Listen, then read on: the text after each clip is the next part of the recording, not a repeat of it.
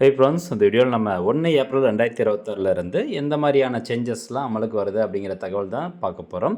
அதில் நிறைய இருக்குது. இன்கம் டேக்ஸ் சம்மந்தமான முக்கிய தகவல் இருக்குது. அதே மாதிரி நீங்கள் ஒரு ப்ரைவேட் எம்ப்ளாயியாக இருக்கீங்க அப்படின்னா உங்களுக்கு மிகப்பெரிய மாற்றங்கள் வருது. சேலரி ஸ்ட்ரக்சர் வந்து நிறையா மாறப்போகுது.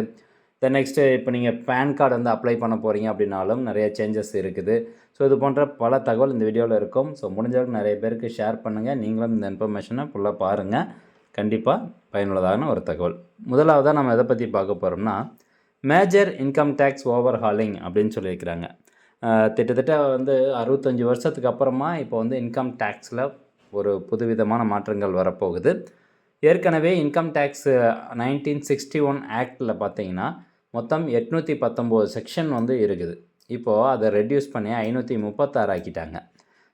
இப்போது இந்த இன்கம் டேக்ஸ் 1961 அப்படிங்கிற ஆக்டை ரீப்ளேஸ் பண்ணி இன்கம் டேக்ஸ் ஆக்ட் 2025 அப்படிங்கிறது அமலுக்கு வரப்போகுது. ஸோ மொத்தம் இருக்கக்கூடிய செக்ஷன்ஸ் வந்து 536 செக்ஷன்ஸ் தான் இருக்கும். இந்த டேக்ஸ் இயர் கான்செப்ட் அப்படிங்கிறது புதுசாக ஒன்று கொண்டு வந்திருக்காங்க. ஸோ இது வரைக்கும் வந்து பார்த்திங்கன்னா நீங்கள் டேக்ஸ் ரிட்டர்ன் ஃபைல் பண்ணும்போது நிறைய பேருக்கு எல்லாருக்கும் தெரிஞ்சிருக்கும், அல்லது ஃபார்ம் 15G 15H நீங்கள் வந்து சப்மிட் பண்ணியிருக்கீங்க. ஒரு ஃபிக்ஸ்ட் டெபாசிட்டுக்காகவோ அல்லது பிஎஃப் பணம் வித்ட்ராவல் பண்ணுறதுக்காகவோ இந்த ஃபார்ம் 15G அல்லது 15H சப்மிட் பண்ணியிருந்தீங்கன்னா உங்களுக்கு தெரிஞ்சிருக்கும். இந்த டேக்ஸ் இயர் கான்செப்ட் அப்படிங்கிறது என்னென்னா, இப்போது அசஸ்மெண்ட் இயர் அதுக்கப்புறம் ப்ரீவியஸ் இயர் இந்த மாதிரி 2 வகையான இயரை வந்து நம்ம அந்த இன்கம் டேக்ஸ் ஃபார்ம் வந்து எழுதணும். ஆனால் இதுக்கப்புறம் பார்த்தீங்கன்னா 1 ஏப்ரல் 2026 டேக்ஸ் இயர் அப்படிங்கிறது மட்டும்தான் இருக்க போகுது. இந்த அசஸ்மெண்ட் இயர் அப்படிங்கிறதும் தூக்கிட்டாங்க, ப்ரீவியஸ் இயர் அப்படிங்கிறதும் தூக்கிட்டாங்க. ரெண்டுத்தையும் தூக்கிட்டு டேக்ஸ் இயர் அப்படிங்கிறது கொண்டு வந்திருக்காங்க.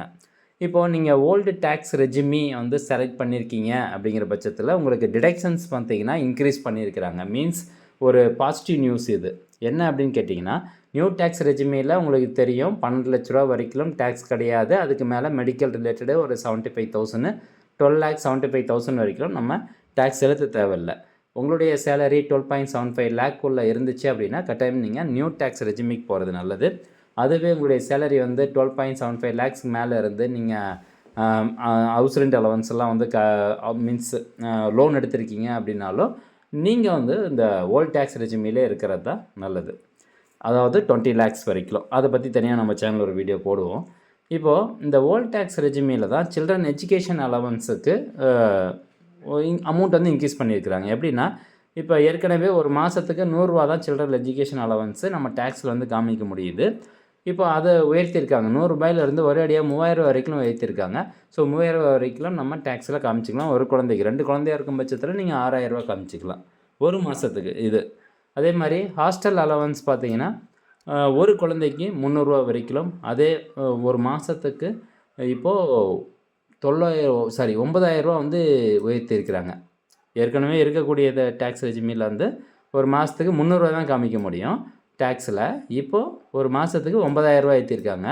அப்போ ஒரு குழந்தைக்கு ஒரு மாதத்துக்கு 9000னா அப்போ ஒரு வருஷத்துக்கு என்னாச்சு? அப்போ பார்த்தீங்கன்னா ஓல்ட் டேக்ஸ் ரெஜிமியில் நிறைய நீங்கள் வந்து டேக்ஸில் இதை காமிக்கலாம். அப்போ டேக்ஸ் டிடக்ஷன்ஸ் உங்களுக்கு கம்மியாகும் அப்படிங்கிறது தான் சொல்ல வரேன். Next meal vouchers.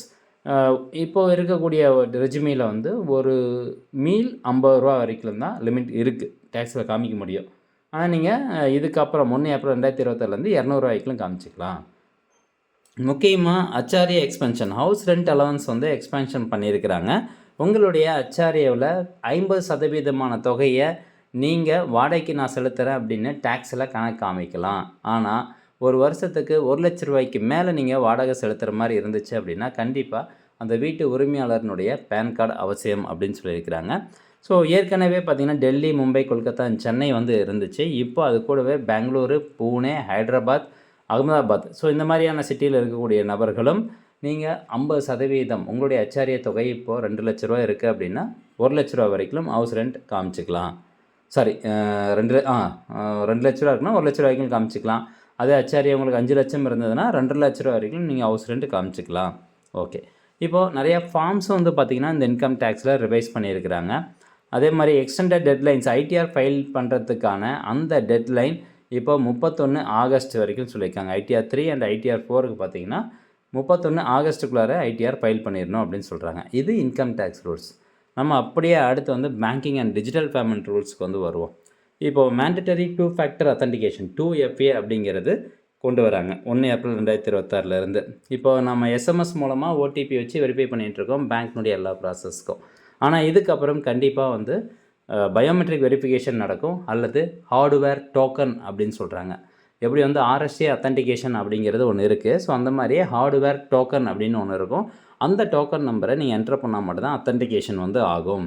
ஸோ எல்லா வகையான டிஜிட்டல் பேமெண்ட்டுக்கும் 2 ஃபேக்டர் அத்தன்டிகேஷன் அப்படின்னு சொல்கிறாங்க. UPI card payment, net banking எல்லாத்துக்குமே. அடுத்தபடியாக ஒரு சில வங்கிகள் ஏடிஎம்க்கான அந்த ஃப்ரீ லிமிட்டை தாண்டி நாம் பணம் எடுக்கும்போது டிரான்சாக்ஷனுடைய காஸ்ட் இன்க்ரீஸ் பண்ணியிருக்காங்க. இப்போ ஹெச்டிஎஃப்சி பேங்க் பார்த்திங்கன்னா ஒரு மாதத்துக்கு 5 டிரான்சாக்ஷன் தான் ஃப்ரீ. அதுக்கு மேலே நீங்கள் எடுத்திங்கன்னா ஒரு டிரான்சாக்ஷனுக்கு 23 ரூபா பணம் செலுத்தணும். இது மட்டும் இல்லாமல் இன்னொரு அதிர்ச்சியான தகவல் என்ன அப்படின்னா, இப்போது உங்களுடைய பேங்க் அக்கௌண்ட்டில் பணம் இல்லை அப்படிங்கிற பட்சத்தில் நீங்கள் ஏடிஎம் மிஷினில் ஏடிஎம் கார்டு போட்டு பணம் எடுக்க ட்ரை பண்ணுறீங்க. அப்போது உங்களுக்கு டிரான்சாக்ஷன் வராது. ஏன்னா பணம் இல்லை, லோ பேலன்ஸ் அப்படின்னு காமிக்கும். ஸோ அந்த மாதிரி உங்களுக்கு காமிச்சிச்சு அப்படின்னா ஒரு டிரான்சாக்ஷன் அந்த மாதிரி நீங்கள் ஏடிஎம், அதாவது அக்கௌண்ட்டில் பணமே இல்லாமல் ஏடிஎம் கார்டு யூஸ் பண்ணும்போது ஒரு டிரான்சாக்ஷனுக்கு 25 ரூபா பணம் எடுப்போம் அப்படின்னு சொல்லியிருக்கிறாங்க. வித்ட்ராவல் லிமிட்டை பொறுத்த வரைக்கும் இப்போ ஒரு சில பேங்க் வந்து ஏடிஎம் மூலமாக வித்ட்ராவல் பண்ணக்கூடிய அந்த தொகையை குறைச்சிருக்கிறாங்க. இப்போது பிஎன்பி பேங்க்கு இதெல்லாம் பார்த்திங்கன்னா டெய்லி டெபிட் கார்டு வித்ட்ராவல் லிமிட்ஸை வந்து 50,000 வைத்திருக்காங்க. இப்போ ஏற்கனவே 75,000 இருந்தது. இப்போது அதை 50,000 குறைச்சிருக்கிறாங்க.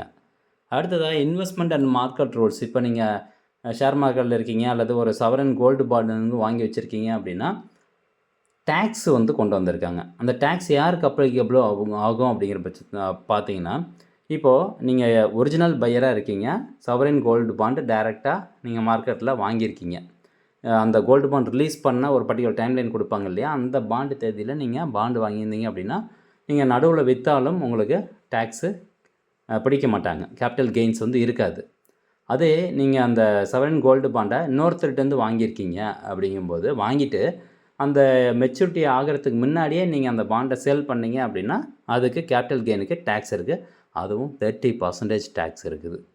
அடுத்ததாக பார்த்தீங்கன்னா security transaction tax futures and ஆப்ஷன்ஸில் இன்க்ரீஸ் பண்ணியிருக்காங்க. ஃபியூச்சர்ஸ்க்கு வந்து 0.05% ஆகவும் ஆப்ஷன்ஸுக்கு 0.15% ஆகவும் இருக்குது. இப்போது அதாவது 1 ஏப்ரல் 2026 நடைமுறைக்கு வருது.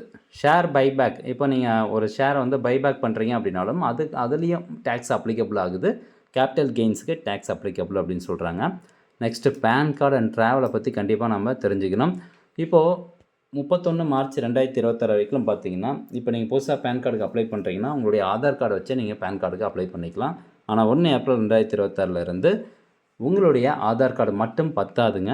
அது கூடவே இந்த பர்த் சர்டிஃபிகேட்டு அல்லது எஸ்எஸ்எல்சி சர்டிஃபிகேட்டு, பாஸ்போர்ட்டு, ஸோ இதில் எதுனா ஒரு டாக்குமெண்ட், டிரைவிங் லைசன்ஸ், ஸோ இதில் எதுனா ஒரு டாக்குமெண்ட் கண்டிப்பாக டேட் ஆஃப் பர்த் ப்ரூஃப்காக கேட்குறாங்க. ஸோ வெறும் ஆதார் வச்சு மட்டும் இனிமேல் நம்ம பேன் கார்டு அப்ளை பண்ணி வாங்க முடியாது.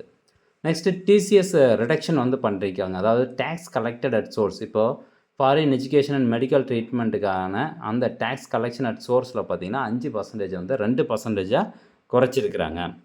Okay. Next overseas tour packages. இப்போ tax collection at source on foreign tour packages is rationalised to a flat 2% without any threshold அப்படின்னு சொல்லிட்டாங்க. Train refund. இப்போ இந்தியன் ரயில்வேஸ் வந்து ஒரு ஆஃபர் கொடுத்துருக்காங்க. என்ன அப்படின்னா, Indian Railways will offer 0 refund if your ticket is cancelled within 8 hours of departure increase from the previous 4 hour window period. அதாவது இப்போது ட்ரெயின் டிக்கெட் புக் பண்ணிட்டீங்க, ட்ரெயின் கிளம்புறதுக்கு 4 மணி நேரத்துக்கு முன்னாடி நீங்கள் டிக்கெட்டை கேன்சல் பண்ணிங்கன்னா வைங்களேன், ஃபண்டு ரீஃபண்ட் ஆகும், உங்களுடைய தொகை ரீஃபண்ட் ஆகும். இப்போ இருக்கக்கூடிய நடைமுறை. ஆனால் 1 ஏப்ரல் 2026 அந்த ஹவர்ஸ் வந்து 8 ஹவர்ஸாக உயர்த்திருக்கிறாங்க. ஸோ ட்ரெயின் கிளம்புறதுக்கு 8 மணி நேரத்துக்கு முன்னாடியே நீங்கள் டிக்கெட்டை கேன்சல் பண்ணால் மட்டும்தான் அந்த டிக்கெட்டுக்கான தொகை ரீஃபண்ட் ஆகும் அப்படின்னு சொல்லிட்டாங்க. அடுத்ததாக ரிட்டைர்மெண்ட் பெனிஃபிட் வந்து சொல்லியிருக்காங்க.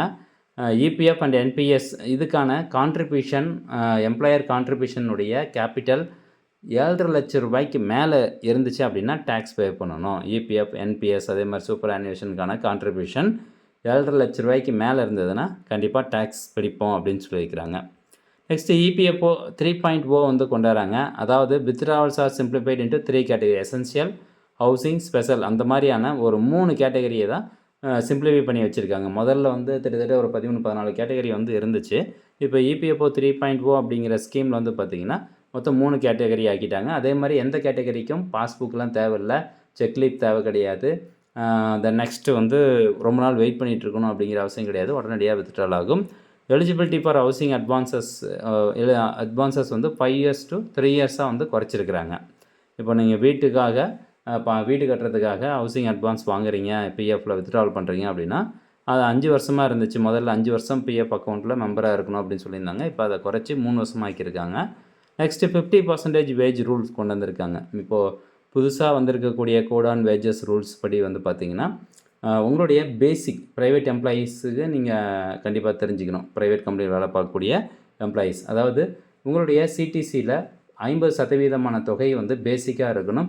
மீதி 50% தான் HRA அலவன்ஸ் இதெல்லாம் சேர்த்து 50% தான் இருக்கணும் அப்படின்னு சொல்லியிருக்காங்க.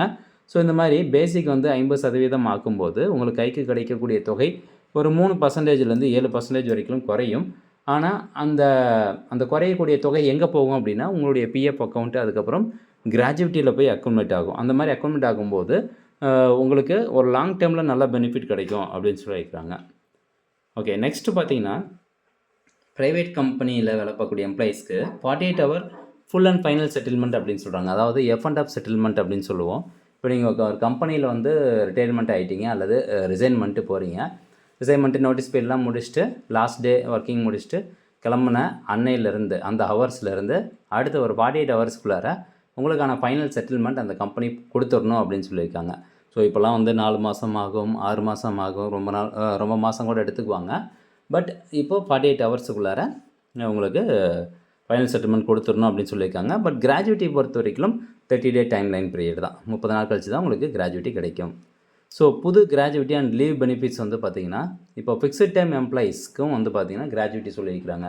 எப்படி வந்து பெர்மனன்ட் ஸ்டாஃபுக்கு 5 வருஷம் கழித்து கிராஜுவிட்டிக்கான தொகை கிடைக்குமோ, அதே மாதிரி ஃபிக்ஸட் டைம் எம்ப்ளாயீஸ்க்கு 1 வருஷம் சர்வீஸில் இருந்தாவே போதும், அவங்களுக்கும் கிராஜுவிட்டி வந்து அப்ளிகபிள் அப்படின்னு சொல்லியிருக்காங்க.